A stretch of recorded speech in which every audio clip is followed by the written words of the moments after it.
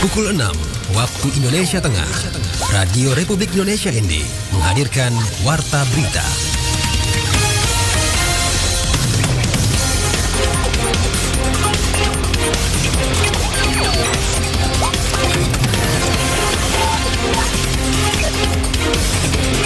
Selamat pagi saudara, Anda mendengarkan Warta Berita Daerah RRI ND edisi Sabtu 1 Februari 2025 dengan Sari Berita. Akibat cuaca ekstrim di kawasan pesisir utara Kabupaten ND, kapal tunda atau tugboat Nusa Bahari Perkasa Perdana dan juga kapal tongkang bermuatan batu bara terdampar. BPBD NTT himbau warga antisipasi cuaca ekstrim dan bencana hidrometeorologi. Bersama saya Leli Kara, kita ikuti segera berita selengkapnya.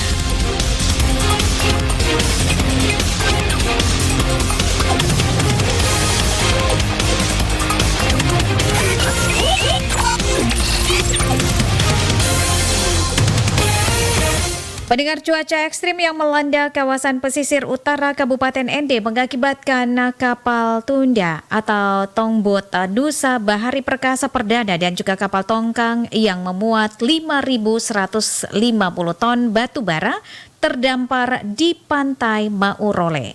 Selengkapnya Ferry Soo melaporkan.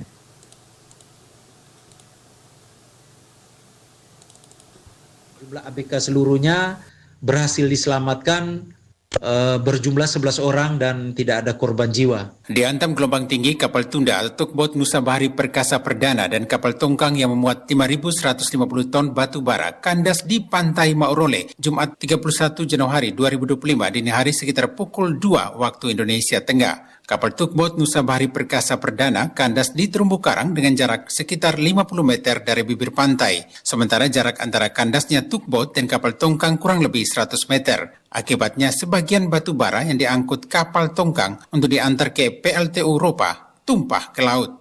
Kapolsek Maurole Ibtu Saiban kepada RRI Jumat malam mengatakan tugboat dan kapal tongkang itu awalnya bersandar di Pelabuhan Jeti. Lokasi kedua kapal itu bersandar tepatnya di belakang pembangkit listrik tenaga uap PLTU Ropa. Akibat tali bordir kapal tongkang di sebelah kanan putus, tugboat Nusa Bahari Perkasa Perdana kemudian menarik kapal tongkang untuk berlabuh di sekitaran pantai Mausambi. Namun cuaca buruk dan gelombang tinggi di pantai Mausambi menyebabkan kapal larat atau jangkarnya menggaruk dan terseret arus ombak ke arah pantai Maurole. Kapal tongkang bermuatan batu bara sebanyak 5.150 ton itu akhirnya terdampar di pantai Maurole dengan posisi miring dan kemasukan air laut, sedangkan tugboat dalam keadaan kandas di terumbu karang sekitar pukul 6 waktu Indonesia Tengah. Pada hari Jumat, tanggal 31 Januari sekitar jam 2 dini hari, angin kencang, cuacanya tambah tidak bersahabat dan artinya sangat buruk, dan gelombang tinggi.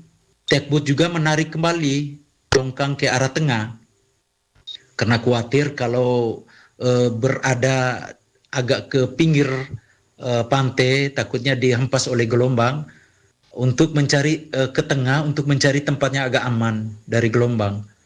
Namun hantaman gelombang laut yang cukup tinggi, tugboat dan kapal tongkang itu terseret ke arah pantai Maurole, yang mana posisi kapal tongkang bermuatan batu bara tersebut sudah dalam keadaan miring dan sudah dalam kemasukan air laut. Sedangkan tugboat sudah dalam keadaan kandas di terumbu. 9 orang ABK termasuk nakoda kapal tugboat Nusa Bahari Perkasa Perdana selamat dalam peristiwa tersebut dan dievakuasi ke rumah warga di Desa Maurole. Lalu sekitar jam 10 WITA dan bersama warga, kami juga bersama warga anggota untuk bisa membantu korban, ya, membantu para ABK yang mana awalnya 3 orang. Lalu jam 12.45 ada beberapa ABK lagi termasuk kaptennya menuju ke rumah warga untuk bisa mereka melakukan istirahat. Dengan jumlah ABK seluruhnya berhasil diselamatkan berjumlah 11 orang dan tidak ada korban jiwa. Hingga sejauh ini Polsek Maurole telah berkoordinasi dengan pemilik kapal untuk segera mengevakuasi kapal yang kandas ini. Sementara para ABK masih beristirahat di rumah warga dan pihaknya akan segera melakukan interogasi awal untuk mengetahui secara pasti penyebab kandasnya kapal tersebut. RRI ND Ferry Soo melaporkan. Cuaca ekstrim yang sering terjadi di wilayah Nusa Tenggara Timur NTT menjadi tantangan besar dalam upaya mitigasi bencana. Informasi ini selengkapnya disampaikan reporter Suimam.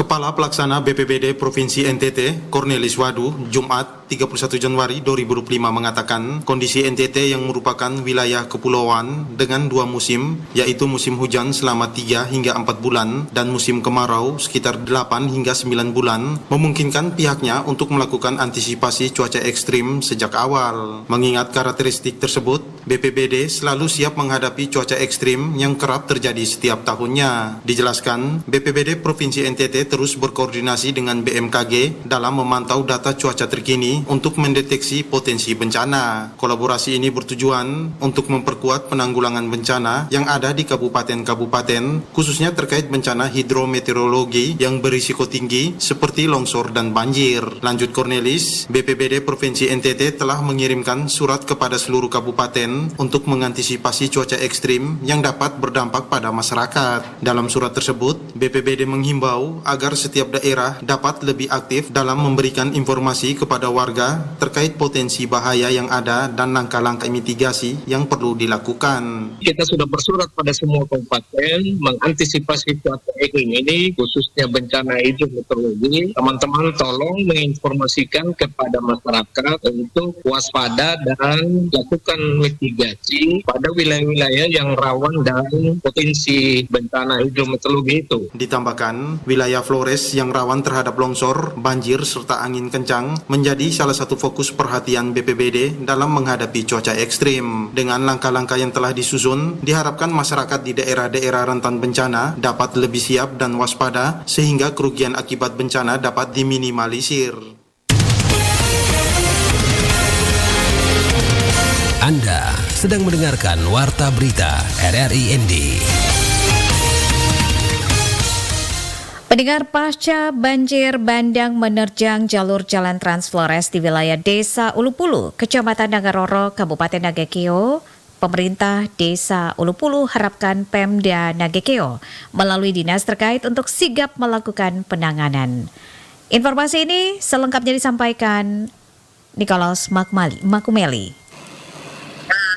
Di pemerintah Desa Ulupulu ini kami sedang menunggu minta bantuan dari keberatan Pemda Nagekeo untuk melakukan pembersihan di mana lokasi yang penuh dengan tumpukan-tumpukan itu. Jadi harapan dari kami pemerintah desa itu agar Pemda Nagekeo dengan dinas-dinas terkait yang berhubungan dengan bencana alam, dengan lingkungan situ itu agar segera melakukan penanganan terhadap bencana yang terjadi pada tanggal 28 kemarin itu. Harapan tersebut disampaikan Kepala Desa Ulupulu, Yohanes Brekman Jawak dalam wawancara bersama RRI pada Kamis 30 Januari 2025. Dirinya menuturkan kejadian banjir bandang yang menerjang wilayahnya menimbulkan kerusakan beberapa fasilitas seperti tembok penyokong dan deker yang harus segera ditangani agar tidak menimbulkan kerusakan yang lebih parah lagi ke depannya, serta membersihkan material yang terbawa arus banjir sehingga dapat memberikan kenyamanan bagi lalu lintas yang melintasi ruas jalan negara Trans Flores tersebut. Tapi tanggal 29 itu ada tim dari pejabat Bupati Nagekeo, dari dinas sosial, dari dinas penanggulangan bencana, dari ini PUPR, dari perhubungan, dari pertanian melakukan kunjungan di tempat lokasi di mana terjadi banjir ini, dan ada solusi yang disampaikan oleh Bapak Penjabat Bupati Nagekeo bahwa 2 hari ke depan ini akan melakukan pembersihan lokasi di mana ada tumpukan-tumpukan batu, tumpukan-tumpukan kayu, tumpukan pasir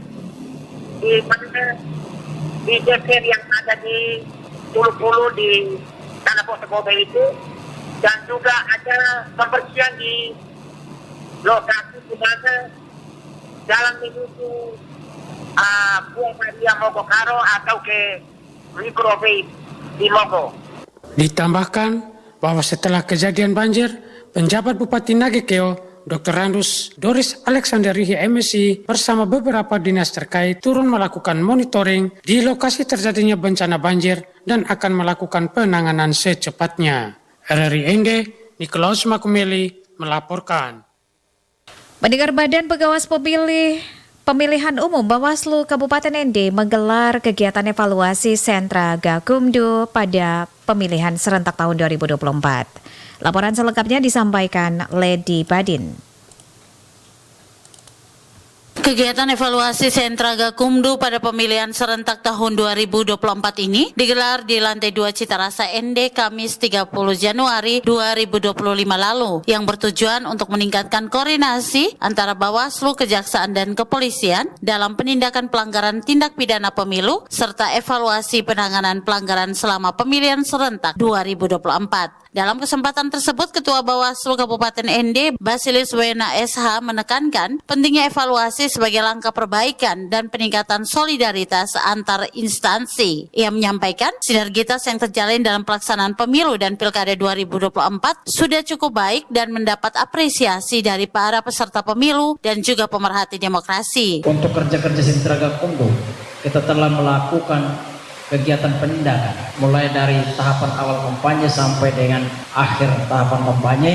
Ada kurang lebih 3 kasus yang kita proses dan sampai pada persidangan di pengadilan. Itu sesuatu yang luar biasa yang patut kita apresiasi untuk kerjasama kita, kolaborasi yang baik, sehingga kita patut bersyukur bahwa kerjasama, koordinasi dan komunikasi yang kita bangun dari 3 unsur ini telah berjalan dengan baik, sehingga walaupun banyak tantangan, rintangan ataupun kita dalam satu semangat dapat mendorong beberapa kasus itu sampai pada proses yang final.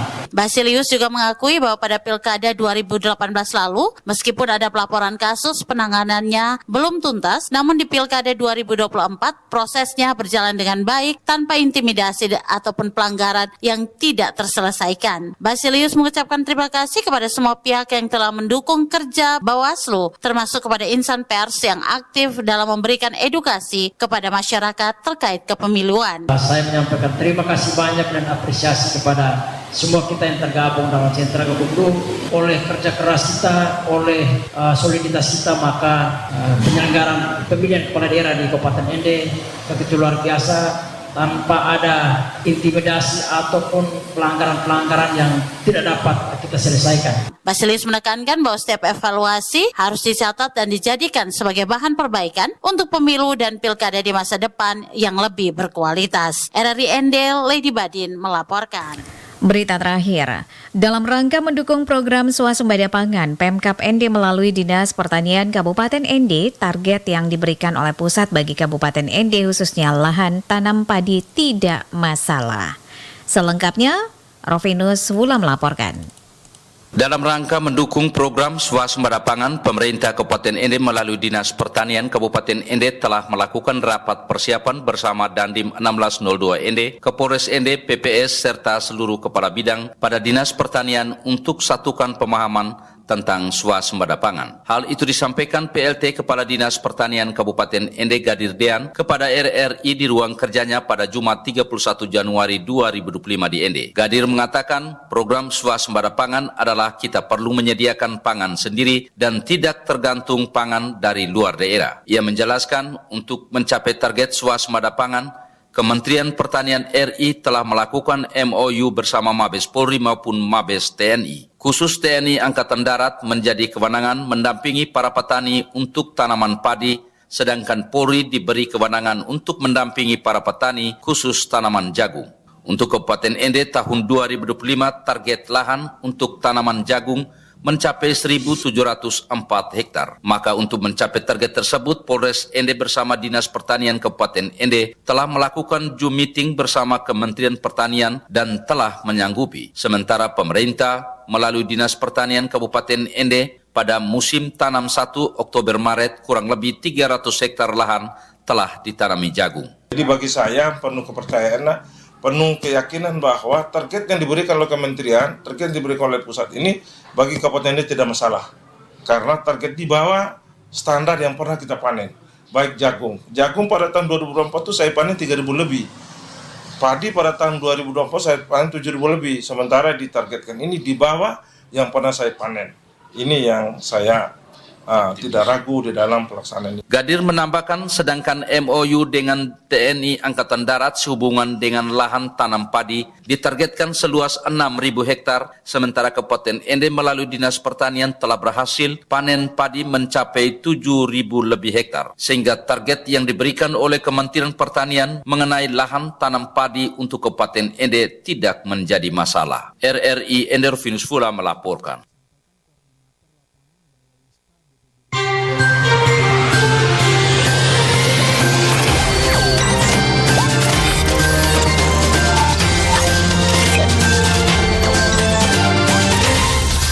Terima kasih Anda telah mengikuti Warta Berita RRI ND.